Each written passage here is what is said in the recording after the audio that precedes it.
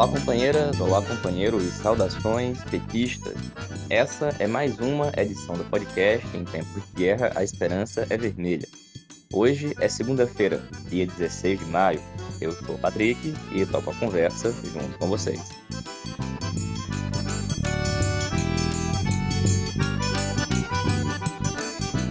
No episódio de hoje, falamos sobre o encontro de tática do PT em Pernambuco, que aconteceu neste último domingo, dia 15.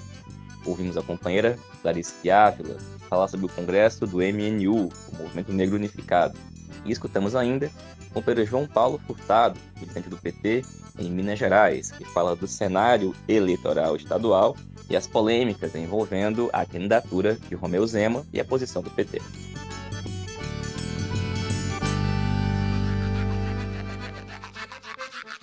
Pessoal, começamos a edição de hoje falando do encontro de tática eleitoral do PT de Pernambuco. Aconteceu nesse domingo, dia 15, e foi o 16º encontro do PT estadual. Reuniu cerca de 200 delegados na proporção do congresso realizado em 2019. Bom, o encontro tinha como pauta principal a aprovação da tática eleitoral do PT de Pernambuco para a eleição de 2022. Foram apresentadas duas teses.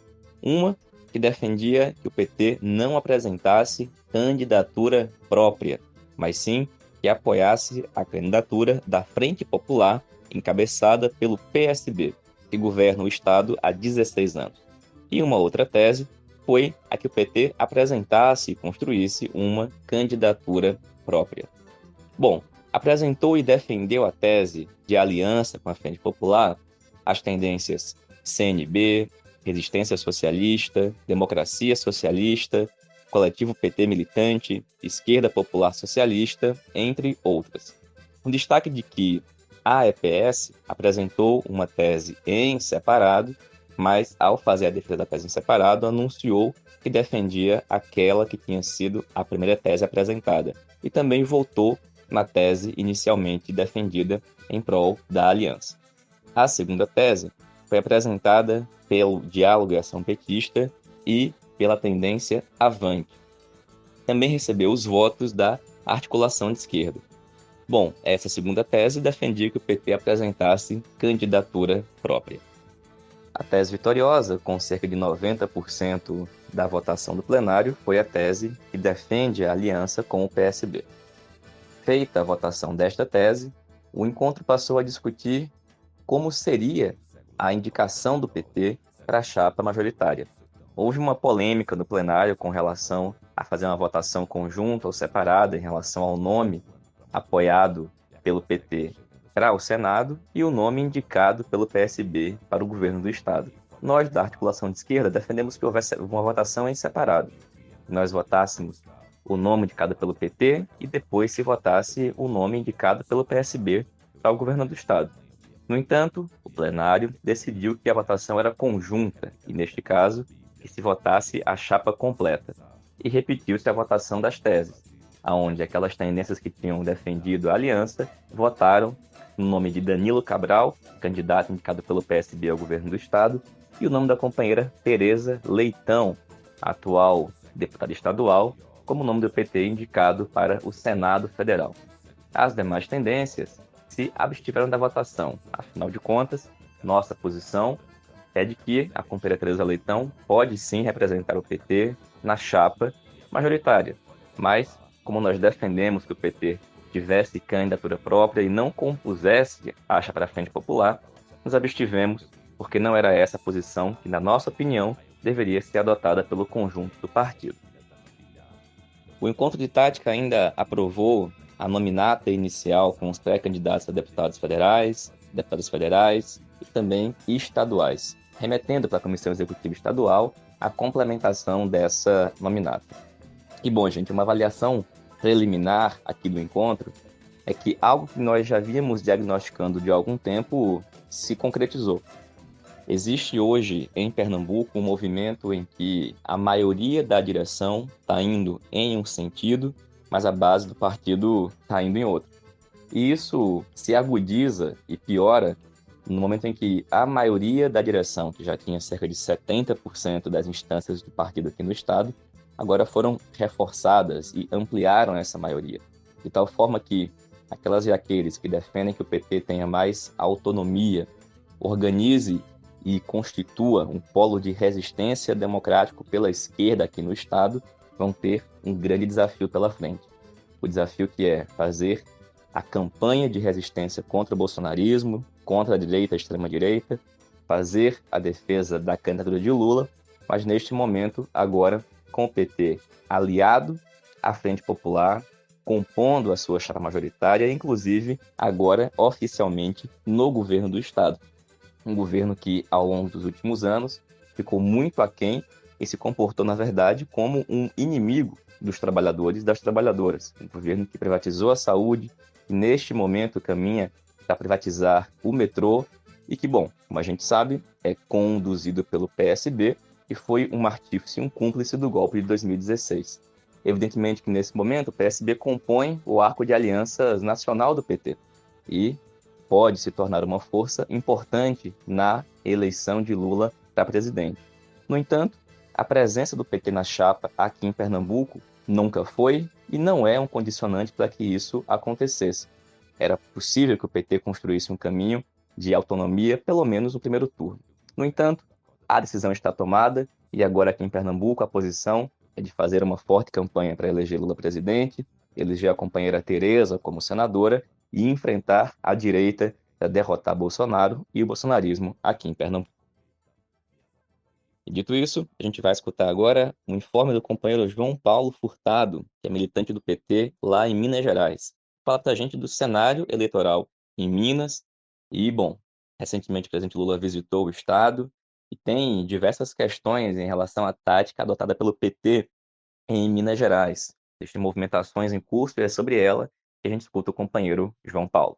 Companheiras e companheiros, meu nome é João Paulo, sou militante do PT de Minas Gerais e vou falar um pouquinho sobre o cenário do nosso estado. No último dia 9 de maio, nós recebemos a ilustre visita do presidente Lula, que veio a Belo Horizonte principalmente para o lançamento da pré-candidatura do companheiro Reginaldo Lopes ao Senado Federal. Foi um encontro belíssimo que contou com a participação massiva da nossa militância, representantes dos movimentos sociais, sindicatos, partidos de esquerda, né, e outros partidos aliados, lideranças importantes do nosso estado, e que foi cheio de alegria e de sentimento de esperança, né? Principalmente por esse reencontro, né, que nós tivemos presencialmente, né? Voltando a sentir o calor da nossa militância, voltar a poder nos abraçarmos, isso foi muito importante. Só que é um encontro que ficou com uma lacuna, da gente entender qual será a tática do nosso partido para enfrentar o atual governador de Minas Gerais, Romeu Zema, do Partido Novo. É um adversário que nós conhecemos bem, né? Um adversário que teve o seu governo marcado por políticas neoliberais, por sucateamento do Estado e também por medidas próprias do bolsonarismo, né? Durante a pandemia, o governador Romeu Zema foi aquele que mais aderiu à pauta negacionista do bolsonarismo. Então, é um adversário que dispensa adjetivos. Nós conhecemos bem, nós temos plena consciência de quem nós vamos enfrentar e sabemos que não será uma tarefa fácil. Então, é algo que nós já deveríamos já estar discutindo junto à militância, estar discutindo junto ao partido, e é algo que, se nós fôssemos cumprir aquilo que foi aprovado pela própria direção estadual, está com alguma coisa encaminhada, né? Porque a direção estadual do PT aprovou uma resolução em 21 de maio do ano passado, indicando que nós teríamos candidatura própria tanto ao governo de Minas quanto ao Senado Federal. De lá para cá, não houve nenhuma resolução ou nenhum outro tipo de documento aprovado pelo Diretório Estadual ou pelo Executivo Estadual que indicasse o contrário disso, ou que indicasse uma mudança de posicionamento. No entanto, a prática da direção até então tem sido no sentido contrário. De lá para cá, nós tivemos nomes que já foram ventilados já para assumir essa difícil tarefa, né, de ser o nosso candidato ao governo, como o do companheiro Daniel Sucupira, que é prefeito de Teófilo Otoni, que colocou o seu nome à disposição do partido, e também o do companheiro Jesus Lima, ex-prefeito de Betim, e nomes que se colocaram de forma quase espontânea, porque não foram provocados pela direção. Pelo contrário, o que a gente viu de lá para cá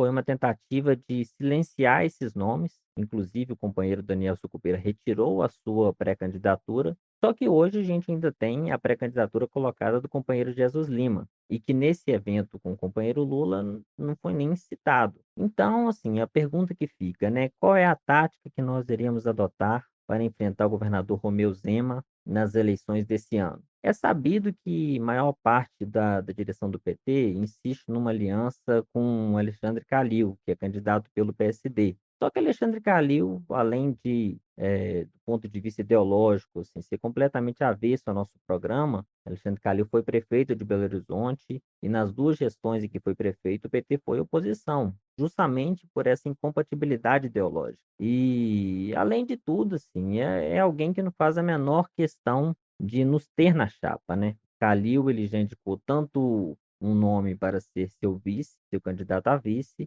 quanto também alguém para ser seu candidato ao Senado, e provavelmente será apoiando o Alexandre Silveira, que atualmente é senador e que, por incrível que pareça, é cotado para ser líder do governo Bolsonaro no Senado. Então, assim, o nosso maior questionamento, assim, grande parte do partido, é procurar entender como é que nós queremos fazer uma aliança com um partido que consegue abrigar pessoas como Alexandre Silveira, que é cotado para ser líder do governo Bolsonaro.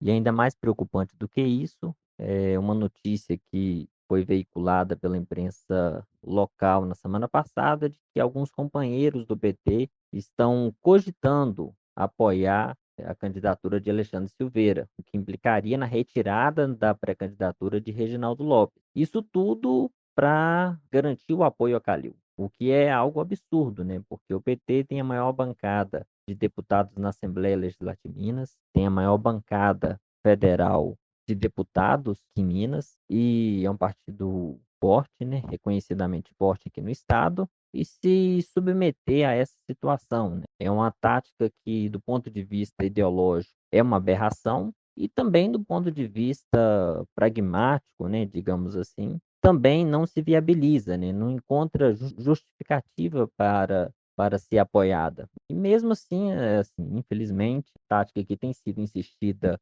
mesmo que de forma informal, pela direção do PT, e a qual está completamente refém até o momento. E é por isso que nós, da articulação de esquerda, continuamos insistindo na defesa daquilo que foi aprovado pelo nosso partido em maio do ano passado, que nós devemos ter candidatura própria tanto ao Senado Federal quanto ao governo, de que nós não encontramos uma outra saída que não seja essa. Inclusive para garantir que o companheiro Lula tenha palanque no segundo colégio eleitoral do nosso país, que é uma garantia que nós não temos com a tática que tem sido implementada, né, que foi construída pela maioria do nosso partido. Valeu, João. Obrigado, companheiro. Força aí na luta e na resistência. E, gente, terminou esse fim de semana o congresso do MNU, o Movimento Negro Unificado. O congresso aconteceu aqui em Recife. Tivemos diversos companheiros e companheiras que participaram e acompanharam todo o congresso. E é o informe sobre ele que nós vamos escutar agora pela companheira Clarice de Ávila, lá do Rio de Janeiro. Olá, Patrick. Olá, ouvintes do podcast Em Tempos de Guerra, a Esperança é Vermelha. Sim, nós temos notícias fresquinhas do 19º Congresso do MNU, do Movimento Negro Unificado, que aconteceu em Recife entre os dias 12 a 15 de maio desse ano de 2022, na semana do 13 de maio, né, a semana que a gente tem aí a lembrança da falsa abolição. Portanto, o congresso acontece nesse período simbólico, bem simbólico para nós, povo preto. Então, entre os delegados e convidados, nós contabilizamos mais de 300 pessoas e nós daí somamos 6 delegados. O tema do congresso foi Aquilombar é Preciso, 522 anos de construção, crescimento e resistência pelo legado de Dandara e Zumbi com a lança nas mãos. E nós, Patrick e ouvintes, tínhamos muitos objetivos e metas para esse congresso, que deveria ter acontecido há 2 anos atrás, né? Mas isso ficou impossibilitado por conta da crise sanitária da Covid-19, né? Causada aí pela pandemia. Então, nós só conseguimos realizar esse congresso agora, em 2022, E entre as metas e objetivos que nós tínhamos estavam debater as estratégias para o enfrentamento do racismo, ampliar a mobilização da militância, fortalecer a luta antirracista, principalmente nesse momento, Patrick, onde reina o fascismo e a sua face mais cruel, que amplia a desigualdade e a diferença racial entre o povo brasileiro. Então, era preciso atualizar o plano de luta da nossa entidade. Esta talvez seria a principal meta que a gente deveria ter alcançado nesse 19º Congresso,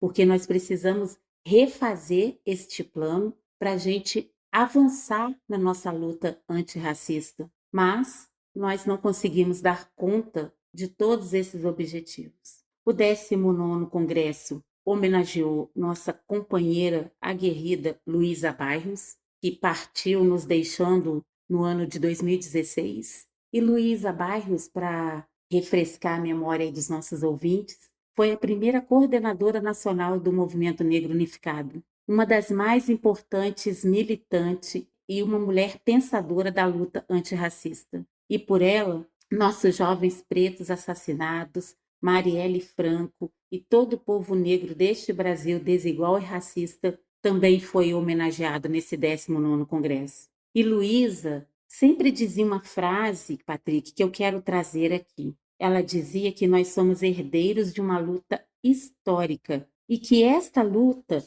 foi iniciada por muitas pessoas antes de nós. E eu trago essa frase da Luísa para ilustrar o que aconteceu, Patrick e ouvintes, neste 19º Congresso. Infelizmente, esse 19º Congresso do Movimento Negro Unificado ficou marcado com a expulsão de um militante histórico e que veio antes de nós, de muitos de nós, que é o companheiro Marcelo Dias. Ele foi expulso da entidade com 151 votos favoráveis e 96 votos contrários. Eu tenho certeza, Patrick, que parte da militância da articulação de esquerda fez jus ao pensamento afrocentrado de Luísa Bairros e votou contra essa barbárie, que marcou a história do movimento de forma ruim, de forma personalizada e até posso dizer de uma vingança por um campo político. Isso não combina com a nossa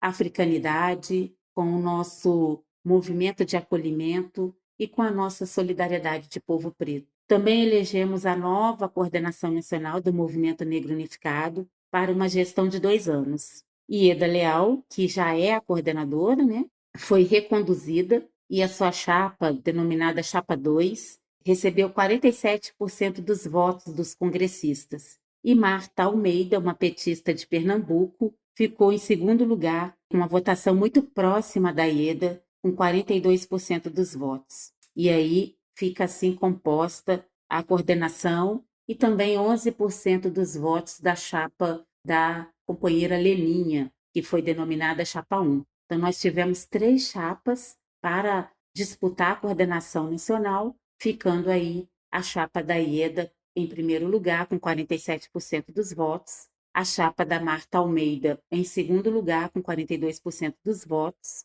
e a chapa da Leninha em terceiro lugar, com 11% dos votos. E é essa porcentagem que vai compor a coordenação nacional do Movimento Negro Unificado por mais 2 anos. Então é isso, Patrick. Eu quero deixar aqui um grande abraço para toda a militância do Movimento Negro Unificado, desejar vida longa para este movimento que venceu a ditadura, que está vencendo a cada dia o fascismo e o capitalismo e as suas barbáries. Então, que nós possamos aprender com os nossos erros, que a gente possa crescer com a nossa visão afrocentrada, que a nossa discussão, que todos os nossos embates sejam permeados por essa visão. Vida longa ao MNU e vida longa para todos os ouvintes deste podcast. Um abraço, Patrick, e até a próxima. Valeu, Clarice. Obrigado, companheira. E, gente, a Clarice hoje nos representa a tendência petista no Coletivo Nacional da Secretaria de Combate ao Racismo do PT e está como pré-candidata a deputada lá no Rio de Janeiro. Pessoal, essa foi mais uma edição do podcast Em Tempos de Guerra, a Esperança é Vermelha. Como vocês sabem, uma produção que é feita totalmente por meio de troca de áudios de WhatsApp, com militantes do PT espalhados por todo o país, publicações toda segunda e sexta-feira. A gente se reencontra em breve. Saudações petistas, fora Bolsonaro e até mais.